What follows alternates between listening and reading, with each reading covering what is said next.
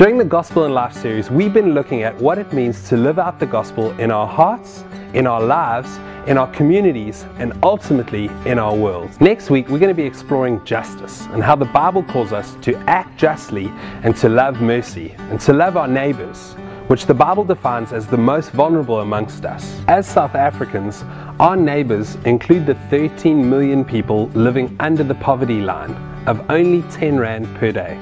That's 10 Rand for food, clothes, education, medicine, and transport. So that being said, are you ready for a challenge?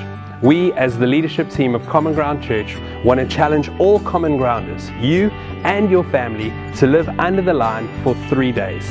That means 10 Rand per person for food for 3 consecutive days, so that we can identify with the 13 million South Africans who are our neighbors living under the line. And then secondly, we want to invite you to donate what you would have spent on food over those 3 days to Common Good, so that we can partner with initiatives in uplifting the most vulnerable in our city. Common Grounders from around the city will be taking up the challenge to live under the line, which starts at 6 a.m. on Monday the 31st of October and finishes at midnight on Wednesday the 2nd of November. Why are we doing this? Well, for 2 very good reasons. Firstly, because we as a community want to get better at identifying with the most vulnerable amongst us.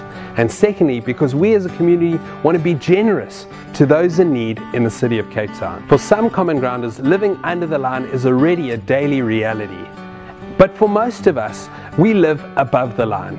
So why not take up this challenge? Make your way to the Common Good Involvement Desk and pick up recipes, shopping lists, and prayer points to best prepare for next week's challenge. The gospel is calling us to so much more, and no doubt the compassion that takes root in you and your family and your friends will be of great benefit, at the same time as benefiting those around us in need, the vulnerable, those who the Bible describes as our neighbors. Come on, Common Ground, let's take up this challenge together.